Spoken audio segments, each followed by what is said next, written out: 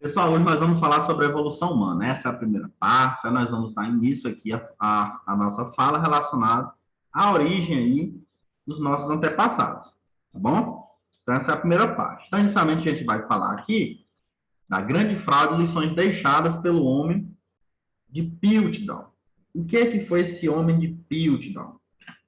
Ó, aqui nós temos o crânio, né, do que ficou conhecido aí como o elo perdido da evolução humana. Só que mais tarde, né, inicialmente é interessante a gente dizer, né, quem foram os descobridores, né, foram os britânicos Charles Dawson, que era arqueólogo, e o paleontólogo também britânico do Museu de História Natural de Londres, né, o Arthur Woodward. Foi que eles descobriram. Eles chamaram isso daí de o elo perdido, certo, da evolução humana. Só que mais tarde descobriram, né, isso daí foi denominado de Anthropus dawsoni, né? Só que ficou conhecido também, posteriormente, como a maior fraude científica do século XX. Por quê, professor?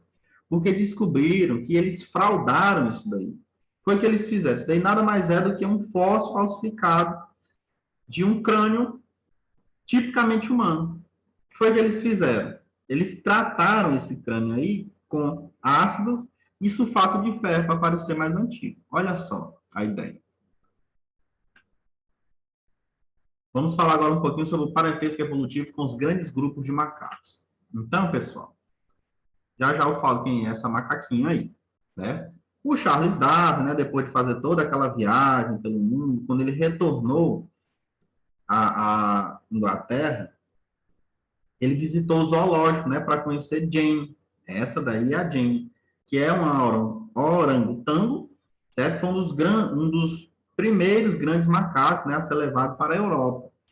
Então, a partir da Jane, ele fez algumas proposições. Charles Darwin, viu? Os seres humanos e os grandes macacos tiveram um ancestral em comum. E nenhuma espécie moderna descende de outra espécie moderna, ou seja, todas as espécies atuais, elas têm uma ancestralidade muito mais antiga do que as espécies que nós conhecemos, certo?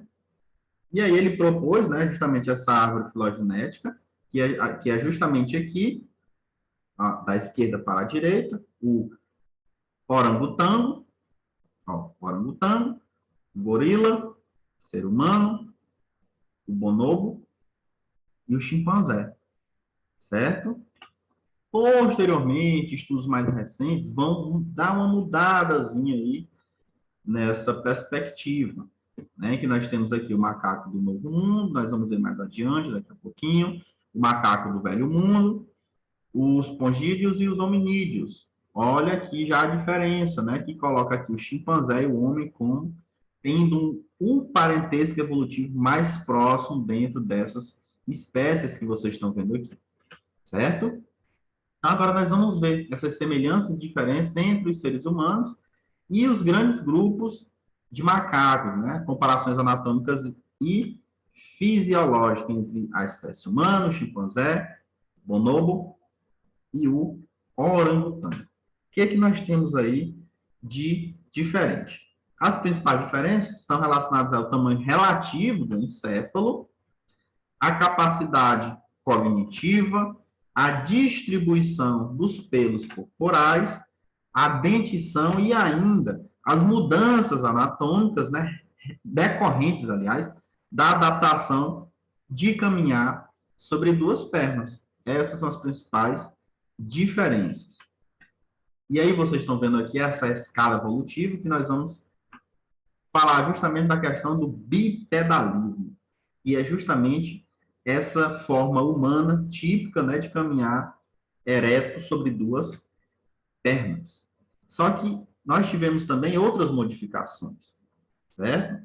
Entre elas, nós temos aí uma pelve humana, também chamada de bacia, né? Mais curta, mais larga e mais côncava que a dos grandes macacos. Isso seria justamente uma adaptação ao caminhar de forma ereta, poucos pelos corporais, né? E a abundância de glândulas sudoríparas, né? Que permitiam manter o corpo de forma resfriada por aliás, durante um período de exercício mais prolongado, certo? Aí nós temos a questão das semelhanças, né, ainda em relação às comparações genéticas. O que é que nós podemos falar sobre isso? Nós podemos falar que, por exemplo, o cromossomo 2 nos macacos, ele é acrocêntrico, enquanto que na espécie humana os indícios mostram que aparentemente houve uma fusão, certo? Desses cromossomos. E aí, o mais interessante é que 96% da sequência de base nitrogenada que existe no ser humano e nos chimpanzés, elas são as mesmas. Ou seja, 96% dessas bases são as mesmas. Se a gente considerar esses 4% restantes, né, que nos diferem dos chimpanzés, esses 4% eles se referem a regiões não codificadas. Então, isso quer dizer que se a gente considerar as regiões que contêm genes, apenas as regiões que contêm genes, essa semelhança entre a nossa espécie e a dos chimpanzés, ela pula de 96% para 98%, certo? Dando continuidade aqui, né, a classificação, origem e diversificação dos primatas, no caso aqui relacionados à espécie humana, que está relacionada dentro da ordem dos primatas, juntamente com os prosímios, os táceos e os antropóides, certo?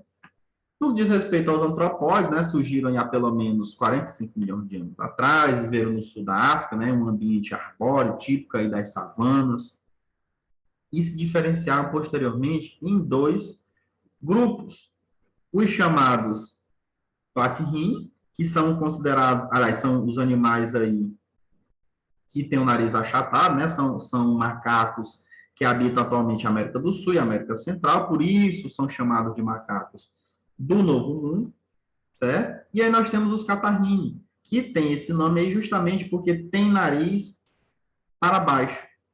Compreende atualmente aí as superfamílias, né, dos babuínos, que envolvem os babuínos, mandris e os colobos, entre outros grupos, certo? Temos ainda aqui uma nova perspectiva, né, a partir dessas datações genéticas, certo? Que vão mostrar aí essa nova descoberta, né, que mostra aí um parentesco evolutivo aí muito próximo entre os chimpanzés e os seres humanos, certo? No caso, essas datações genéticas, né, elas indicam uma linhagem ancestral dos orangotangos que surgiu aí por volta de 12 a 16 milhões de anos, uma linhagem ancestral dos gorilas, né, que teria surgido entre 7 a 9 milhões de anos, e pouco antes da separação aí entre as linhagens ancestrais dos chimpanzés e dos seres humanos, né, calculada aí entre 7 a 8 milhões de anos atrás, certo? Aqui vocês estão vendo, né, esse cidadão aí subindo nessa árvore, não é à toa, mas eu vou explicar por quê, certo? Então, essa forma de viver aí na copa das árvores influenciou muito forte a evolução dos primatas, certo? Isso daí favorecia uma proteção maior contra os carnívoros, certo? Nós temos que isso daí também modificou a dieta deles, né? A dieta agora passou a ser baseada principalmente em folhas, frutos e sementes, né? O que necessitou que eles desenvolvessem uma habilidade muito mais eficiente de se agarrar nesses galhos e se locomover em segurança, certo? Houve uma redução do número de filhos justamente para que isso proporcionasse uma maior probabilidade, maiores chances de sobrevivência e também a questão dos princípios da vida social começaram a se desenvolver. Ou seja, eles passaram a cuidar mais da sua prole, certo? Essa forma de viver, né, que se modificou aí, teve algumas alterações, por exemplo, polegar oponível. O que é esse polegar oponível? É justamente essa pinça aí, certo? Que permite com que os primatas eles consigam agarrar objetos com força e precisão, justamente por conta dessa pinça que eles fazem, certo? E para que servia essa pinça? Ora, isso permitiu, por exemplo, que eles pudessem saltar de galho em galho de forma mais eficiente, se segurando, né? Explorando ativamente o ambiente da copa das árvores. Uma visão binocular. O que é essa visão binocular?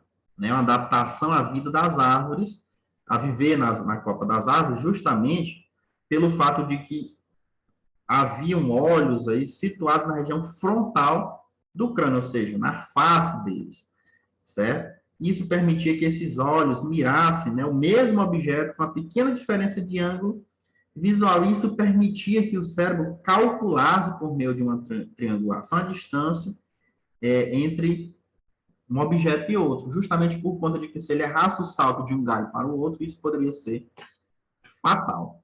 E a vida familiar, né? Eles passaram a cuidar dos seus filhotes, né? Da sua prole. A maioria dos primatas tem um único filho, certo? Por parto, geralmente, não estou dizendo que é toda vez, geralmente, e cuida dele por um longo período de tempo.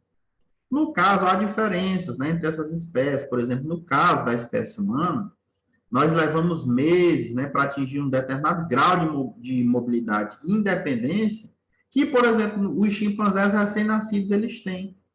No caso, os filhos de seres humanos, eles dependem muito dos pais por um período relativamente longo de tempo. E aí, durante esse período, ele vai aprendendo determinados valores culturais básicos, certo? Então, galera, essa foi a nossa aula inicial sobre a evolução humana. Beleza? Deixa aí a sua dúvida, se você tiver, nos comentários. E até a próxima aula.